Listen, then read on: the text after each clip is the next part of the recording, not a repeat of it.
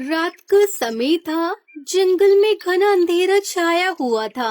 उस रात के घने अंधेरे में एक अकेला पक्षी उड़ रहा था। अंधेरा घना हो गया है, मैं आगे नहीं जाऊंगा। किसी के घर में रुक जाता हूँ। वो रहा घर, उन्हीं से मदद मांगता हूँ। ऐसे वो पक्षी पास के ही दरवाजे को खटखटाता है। वो घर कालू कौवे का था।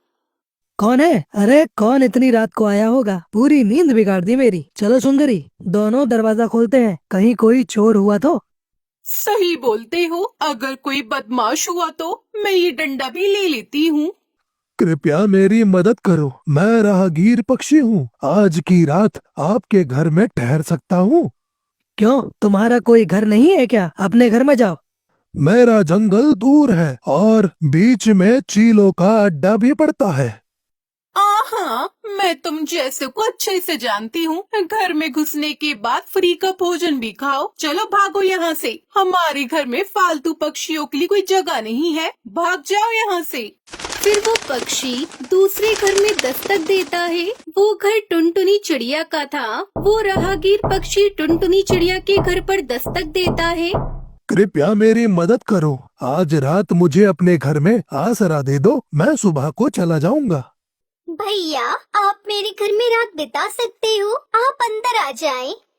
आपका बहुत बहुत शुक्रिया जो आपने मुझे अपने घर में जगह दी। मैं सुबह होते ही निकल जाऊंगा। मुझे शहर से लौटने में देर हो गई, इसलिए मैं यहाँ आ गया। आपको भूख लगी होगी। ये दाना मेरे पास बचा हुआ है, आप ही खा लें। फिर वो अनजान पक्षी दाना खाकर सो जाता है। सुबह हो जाती है। वो अनजान पक्षी जाते जाते टुनटुनी चिड़िया को अपने थैले से कुछ निकाल कर देता है। चिड़िया बहन, ये केले का बीज है, इसे अपने आंगन में बो देना, बहुत जल्द ही केले लग जाएंगे। ऐसे बोलकर वो पक्षी वहाँ से चला जाता है। टुनटुनी चिड़िया उसी समय केले के बीज अपने आंगन में बो देती है। बीज तो सही से बो दिए हैं, अब मैं दाना लेने चली जाती हूँ। फिर टुनटुनी चिड़िया भोजन की तलाश में चली जाती है। सुंदरी, अरे ओ सुंदरी, जल्दी आओ, गजब हो गया। टुनटुनी चिड़िया के आंगन में गजब हो गया। अरे क्यों गला फाड़ रहे हो? ऐसा भी क्या देख लिया टुनटुनी चिड़िया के आंगन में? वो देखो, टुनटुनी चिड़िया के घर में कितना बड़ा केले का पेड़ लगा है। कालू, सही कहा। हम कोई सपना तो नहीं देख रहे। पेड़ वो भी केलों से लदा पड़ा है। मगर इतनी जल्दी कैसे? कल तक तो सूखा पत्ता तक नहीं था। अचानक ये केले का पेड़ कहाँ से आ गया? आओ सुंदरी, पेड़ के पास चलते हैं। यह कोई सपना नहीं, जादू है जो चिड़िया के पास है। ऐसे चौंकते हुए दोनों कौवे पेड़ के पास चले जाते हैं। वो एक एक केला तोड़कर खा लेते हैं। अरे वाह, ये केले तो बहुत मीठे हैं और स्वादिष्ट भी।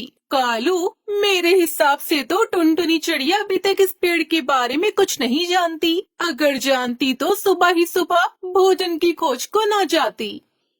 ठीक कहा, बिल्कुल ठीक कहा सुंदरी। ये केले का पेड़ अब हमारा है। टुनटुनी चिड़िया को एक भी केला नहीं देंगे। मेरे दिमाग में एक आइडिया आया है। चलो हम जल्दी से चिड़िया के लौटने से पहले अपने घरों को बदल देते हैं।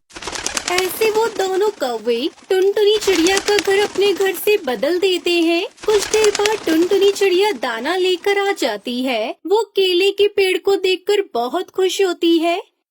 अरे ये तो चमत्कार हो गया। सुबह ही तो मैंने केले के बीज बोए थे और देखो कितनी जल्दी केले भी लग गए। ये जरूर जादुई बीज था। फिर टुनटुनी चिड़िया एक केला तोड़ती है। कालू, सुंदरी, तुम दोनों मेरे घर में क्या कर रही हो? अरे टुनटुनी चिड़िया, ये घर तुम्हारा कब से हो गया? दिमाग तो ठीक है ना तुम्हारा? फिर टुनटुनी चिड़िया अपने घर को पहचानती है। वो हिचकिचाते हुए बोलती है, हाँ, मेरा घर तो वो रहा। ये मेरा घर नहीं है, मुझे माफ करना। कोई बात नहीं टुनटुनी चिड़िया, ऐसा कभी कभी हो जाता है। अब जाकर अपने घर में आराम करो। सारा दिन यहाँ वहाँ भोजन की तलाश में जो रहती हो।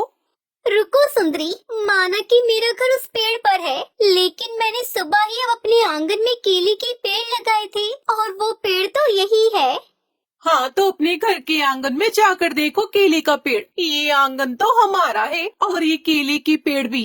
टुनटुनी चिड़िया अब यहाँ से जाती है, हल्ला गुल्ला कर दूं मैं। जंगल के पक्षियों को पता है ये टूटा फूटा घर हमारा ही है और तुम इसे अपना बनाना चाहती हो।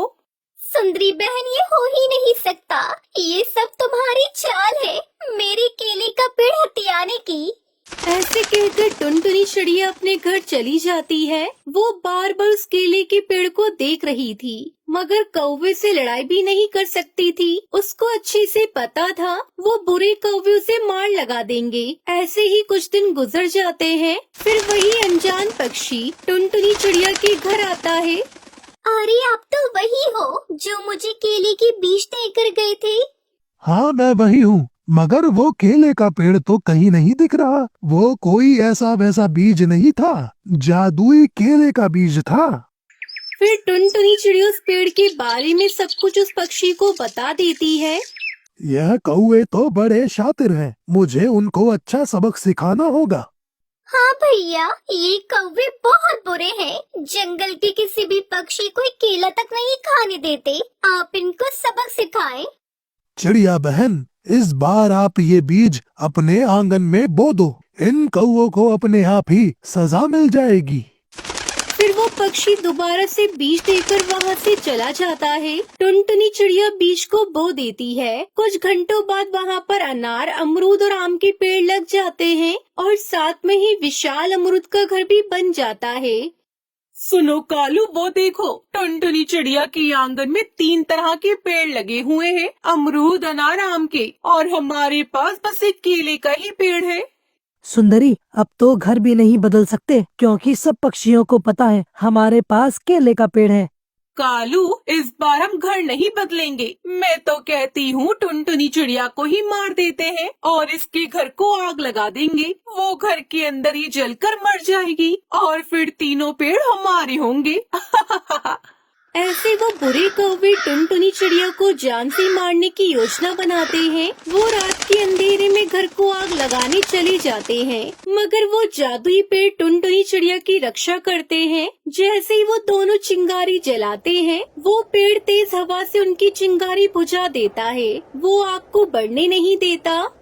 सुंदरी, हवा बहुत ज्यादा है, किसी चीज से हवा को रोको, तभी तो मैं चिंगारी लगा पाऊंगा। सुंदरी अपने पंखों को फैलाकर हवा को रोकती है। तभी एक चिंगारी सुंदरी कौवे के पंखों में लग जाती है। वो तो जलने लगती है। आग, आग, आग! मेरे पंखों में आग लग गई। मुझे बचाओ, मैं जल रही हूँ, मुझे बचाओ। सुंदरी कौवे की आग बुझाते हुए कालू कौवे के पंख भी जल जाते हैं, मगर सुंदरी कौवे की तो मौत हो जाती है और उन्हें उनके लालच की सजा मिल जाती है। तो प्यारे दोस्तों, इस कहानी से हमें सीख मिलती है कि कर भला तो हो भला, और जो दूसरों का बुरा सोचते हैं उसका खुद का ही बुरा होता है। प्लीज वीडियो को लाइक करें, चैनल को सब्सक्राइब करें। आपका धन्यवाद। रामपुर गांव में सुबह का सूरज उग रहा था। टुनटुनी चिड़िया अपनी पसंदीदा टहनी पर बैठकर चहक रही थी। आज करवा चौथ था और उसका दिल उत्साह से भरा हुआ था। टुनटुनी चिड़िया का पति कालू कौआ बहुत शरारती था। वो अपनी पत्नी से ठीक से बात भी नहीं करता था और न ही उसकी कदर करता था। तभी हरिया तोता वहाँ पर आता है और उससे पूछता है, टुनटुनी, तुम इतनी खुश क्यों? क्या बात है? ओ हरिया तोता, आज करवा चौथ है। मैं अपने प्यारे कालू जी के लिए करवा चौथ को उपवास रख रही हूँ। ये बात सुनकर तोता हंसते हुए बोला, युवा प्रेम, पर याद रखना, प्रेम सिर्फ उपवास का नहीं, छोटे छोटे कामों का भी होता है। टुनटुनी ने हरिया तोता की बात सुनकर उससे कहा, मैं जानती हूँ, पर मैं उसे दिखाना चाहती हूँ कि मैं उसकी कितनी परवाह करती हूँ। जैसे जैसे सुबह बीत रही थी, रामपुर गांव में उत्सव का माहौल बन रहा था। सभी पक्षी तैयारियों में लगे थे। सुंदरी कौवी फूल इकट्ठा कर रही थी। तभी उसने टुनटुनी से पूछा, अरे ओ टुनटुनी, क्या तुम मेरी मदद करोगी? बिल्कुल सुंदरी कौवी, फूल हमेशा सबको सुंदर बनाता है। इसी बीच कालू शरारती कौवा वहाँ आया और टुनटुनी को चिढ़ाते हुए बोला, टुनटुनी, तुम अपने उपवास के बारे में सोच रही हो? हाँ कालू, मैं तुम्हारे लिए उपवास रख रही हूँ। मैं तुम्हें दिखाना चाहती हूँ कि मैं तुम्हारी कितनी परवाह करती हूँ। ये बात कहते हुए टुनटुनी की आंखें चमक रही थी। जैसे ही सूरज ढलने लगा, सारी मादा पक्षी गांव के बीच में इकट्ठा होने लगी। वहाँ रंग बिरंगी लाइटें लगी थी और मिठाइयों की खुशबू चारों ओर फैल रही थी। टुनटुनी यहाँ आओ। मीठी तोती ने चिल्लाते हुए टुनटुनी से कहा। टुनटुनी ने जल्दी से मीठी के पास उड़ान भरी। सभी मादा पक्षी वहाँ थी और बातें कर रही थी। यहाँ का खाना देखो, मैं तो हर एक चीज को स्वाद लेना चाहती हूँ। हाँ सुंदरी कवि, पर याद रखो हमें चांद निकलने तक व्रत रखना है, उसके बाद ही हम कुछ खा पाएंगे। अरे थोड़ा सा खाने में क्या हर्ज है टुनटुनी। ऐसे ही बातें करते हुए समय बीत गया। शाम हो गई। जैसे ही चांद आसमान में उगने लगा, सभी मादा पक्षी एकत्रित हो गयी। टुनटुनी ने अपने दिल की धड़कन को महसूस किया। देखो चांद निकल रहा है, अब हम अपना व्रत तोड़ सकते हैं। टुनटुनी ने कालू को देखा और उसके चेहरे पर मुस्कान थी। कालू, मैंने तुम्हारे लिए उपवास रखा है। मैं तुम्हें दिखाना चाहती थी कि मैं तुम्हारी कितनी परवाह करती हूँ और तुमसे कितना प्यार करती हूँ। मैंने तुम्हारी लंबी उम्र के लिए करवा चौथ का व्रत रखा है। कालू मुस्कुराते हुए बोला। और टुनटुनी, मैं उसकी सराहना करता हूँ। टुनटुनी, तुम मेरे लिए उपवास रख रही हो, लेकिन टुनटुनी तुम उपवास रख रही हो, ये तो बहुत बेवकूफी है। कालू, क्या तुम नहीं समझते, ये प्रेम का प्रतीक है। प्रेम? तुम्हें उपवास रखकर क्या मिलेगा? कालू ने हंसते हुए कहा। ये सुनकर टुनटुनी ने गुस्से में कहा। तुम्हें ये बात समझ में नहीं आएगी कालू, प्यार का मतलब सिर्फ खाना नहीं है। जैसे ही चांद पूरी तरह से उग आया, सभी मादा पक्षी एकत्रित होकर उसकी पूजा करने लगी। टुनटुनी ने चांद की ओर देखा और प्रार्थना की। चांद मामा, कृपया हमारे प्रेम को हमेशा मजबूत बनाना। ये बात उसने मन में कही। टुनटुनी, तुमने बहुत अच्छा किया, पर हमें कालू के बारे में भी सोचना चाहिए। वो तो हमेशा शरारतें करता है। कालू कौवे ने देखा कि टुनटुनी उसके दोस्त खुश हैं। उसने सोचा कि उसे उनके उत्सव को खराब करना चाहिए और उनकी खुशी को बर्बाद कर देगा। वो अपनी शरारती योजनाएं बनाने लगा। अगर मैं उन्हें डराने में सफल हो गया तो ये करवा चौथ बर्बाद हो जाएगा। रात का समय था। सभी मादा पक्षी मस्ती कर रही थी। तभी कालू ने एक योजना बनाई। वो अचानक चिल्लाया।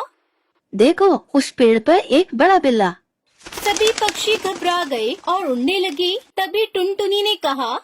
ये तो कालू की चाल है, हमें डरने की कोई जरूरत नहीं है। लेकिन टुनटुनी, अगर वो सच में आया तो फिर हम क्या करेंगे?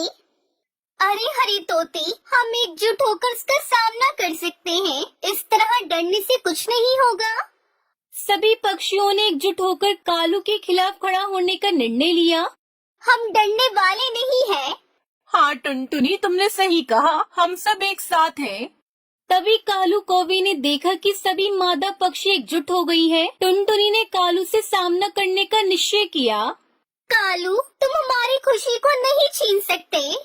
तुम सब बेवकूफ हो। मैं तुम्हें डराने आया था, पर तुमने तो मुझे चुनौती दे दी और डरे नहीं। लेकिन कालू कौवे की चालाकी अब काम नहीं आई। सभी पक्षियों ने मिलकर कालू को समझाया कि प्रेम और एकता की ताकत सबसे बड़ी होती है। उनकी बातें सुनकर कालू को अपनी गलती का एहसास हो गया। मुझे माफ कर दो, मैं गलत था टुनटुनी। मैंने हमेशा तुम्हारे साथ गलत सलूक किया है। फिर टुनटुनी चिड़िया ने कालू को माफ कर दिया और उत्सव को फिर से शुरू किया। सुनो पक्षियों, इस बार हम सब मिलकर करवा चौथ मनाएंगे। और मैं भी इस बार सही तरीके से जुड़ूंगा।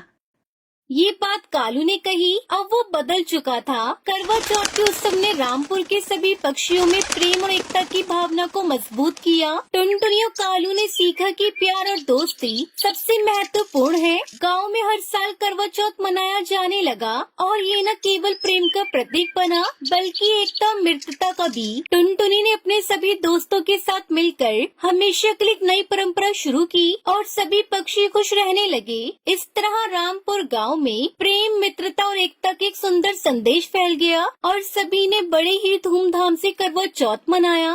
एक समय की बात है, एक खूबसूरत गांव था जिसका नाम स्वादपुर था। इस गांव की खासियत थी यहाँ की चाट पापड़ी। गांव में हर सुबह चाट पापड़ी की खुशबू चारों ओर फैल जाती थी। सभी पक्षी सुबह सुबह अपने कामों से फुर्सत पाकर चाट पापड़ी का आनंद लेते थे। गांव में एक प्यारी चिड़िया भी रहती थी जिसका नाम टुनटुनी चिड़िया था। टुनटुनी बहुत चतुर और खुश मिजाज थी। उसकी आवाज सुनकर सभी का मन प्रसन्न हो जाता था। टुनटुनी चिड़िया का सपना था कि वो एक दिन खुद की चाट पापड़ी की दुकान खोलेगी। टुनटुनी ने कुछ ही दिनों में अपनी चाट पापड़ी की दुकान खोल ली। उसने एक छोटे से स्टॉल पर रंग बिरंगे पत्तों में चाट और पापड़ी सजाई। उसकी चाट में नींबू, प्याज, टमाटर, दही और चटनी का स्वाद इतना लाजवाब था कि पक्षी उसकी दुकान के पास खींचे चले आते थे। हर सुबह टुनटुनी के पास ग्राहकों की भीड़ लग जाती थी। बच्चे, बड़े और बुजुर्ग सभी टुनटुनी की चाट पापड़ी का आनंद लेते थे।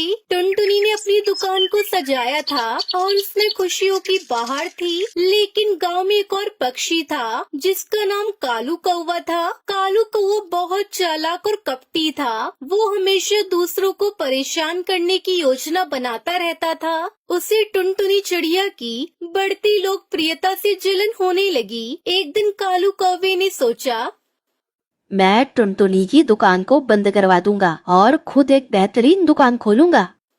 वो अपनी योजना बनाने में जुट गया। कालू कौवे ने टुनटुनी की दुकान के पास जाकर कहा, टुनटुनी, तुम अपनी चाट पकौड़ी से पक्षियों को धोखा दे रही हो। तुम्हारी चाट में कोई खास बात नहीं है। लोग सिर्फ तुम्हारी आवाज के कारण आते हैं। कालू, अगर तुमको मेरी चाट पसंद नहीं है तो तुम यहाँ मत आया करो। मैं अपने ग्राहकों को खुश रखने के लिए मेहनत कर रही हूँ। लेकिन कालू कौवे ने हार नहीं मानी। उसने सोचा, अगर मैं टुनटुनी की दुकान को बंद करवा दूं तो सब लोग मेरे पास आएंगे। उसने योजना बनाई कि वो टुनटुनी की दुकान के पास एक और चाट की दुकान खोलेगा। कालू कौवे ने अपनी दुकान खोली और उसे शानदार सजाया। उसने टुनटुनी की दुकान के ठीक सामने ही अपनी दुकान लगाई। उसकी चाट में उसने टुनटुनी की चाट की नकल की, लेकिन उसमें कोई खास स्वाद नहीं था। जब पक्षियों ने कालू की चाट का स्वाद लिया तो सबने मुंह बना लिया। लेकिन कालू ने अपनी चालाकी से पक्षियों को ये बताना शुरू कर दिया कि टुनटुनी की चाट खराब हो गई है। टुनटुनी ने देखा कि कालू को उसके ग्राहकों को अपने पास खींचने की कोशिश कर रहा है। उसने अपने दोस्तों की मदद मांगी। टुनटुनी ने अपने दोस्त तोता, कबूतर और चिड़िया को बुलाया। दोस्तों, हमें कालू कौवे का सामना करना होगा और उसे बताना होगा कि हम एकता में ताकत रखते हैं। टुनटुनी उसके दोस्त ने मिलकर एक गाना तैयार किया। उन्होंने सोचा कि अगर वो गाने के माध्यम से पक्षियों का ध्यान आकर्षित कर सके तो वापस टुनटुनी की दुकान पर पक्षी आने लगेंगे। टुनटुनी की चाट है सबसे प्यारी, हर बाइट में है खुशियों की सारी। टुनटुनी की चाट है सबसे प्यारी, हर बाइट में है खुशियों की सारी। कालू कौवा तो बस एक धोखा है, हम सब मिलकर करेंगे उसका सामना। आओ पक्षियों, टुनटुनी की चाट खाओ और अपना मन तृप्त करो।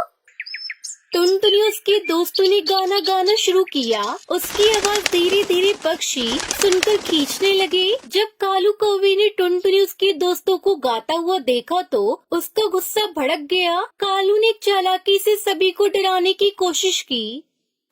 अगर तुम सब टुनटुनी के पास गए तो मैं तुम सबको छोड़ूंगा नहीं और तुम सबका बुरा हाल कर दूंगा।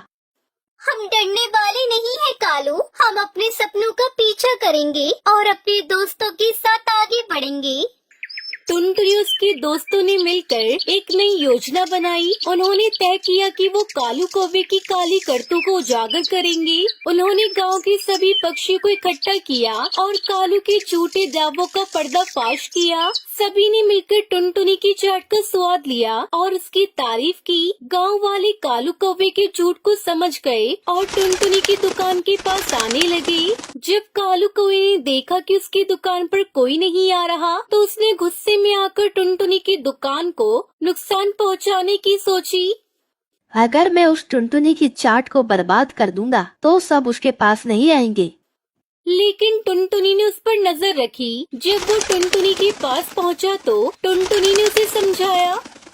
कालू, तुम्हारी बुराई करने से कुछ नहीं होगा। प्यार और एकता से हम सब खुश रह सकते हैं। कालू कौवे ने टुनटुनी की बातों पर ध्यान दिया। उसने महसूस किया कि वो अकेला है और उसे दोस्तों की जरूरत है। उसने टुनटुनी से माफी मांगी और कहा, मैंने तुम्हें परेशान किया टुनटुनी, मुझे खेद है। क्या तुम मुझे अपने दोस्तों में शामिल करोगी? बिल्कुल कालू, हर किसी को एक मौका मिलना चाहिए। हम सब मिलकर एक नई शुरुआत कर सकते हैं। गांव में टुनटुनी, कालू को और बाकी सभी ने मिलकर एक बड़ा जश्न मनाया। उन्होंने एक साथ चाट पापड़ी बनाई और सबने मिलकर खाई। गांव में खुशियों का माहौल छा गया। टुनटुनी ने कालू कौवे को अपनी दुकान में शामिल किया। अब कालू कौवा भी टुनटुनी की चाट पापड़ी की दुकान में काम करने लगा। इस तरह टुनटुनी चिड़िया कालू कौवे ने अपने गिले शिकवे को भुलाकर एक नई दोस्ती की शुरुआत की। गाँव के सभी पक्षी खुश रहने लगे और टुनटुनी की चाट पापड़ी की दुकान और भी प्रसिद्ध हो गई। गांव में एकता प्रेम का संदेश फैलने लगा। सभी ने सीखा कि एकता में ही शक्ति है और मिलकर काम करने से हर परेशानी का समाधान किया जा सकता है। टुनटुनी चिड़िया की चाट पापड़ी की दुकान अब पूरे गांव की पहचान बन गई और कालू कौवे ने दोस्ती का सच्चा अर्थ समझा। इस प्रकार टुनटुनी चिड़िया कालू कौवे की कहानी हमें सिखाती है कि हमें कभी हार नहीं माननी चाहिए और एकता से हम किसी भी चुनौती का सामना कर सकते हैं। हर किसी में अच्छाई होती है, बस हमें उसे पहचानना होता है।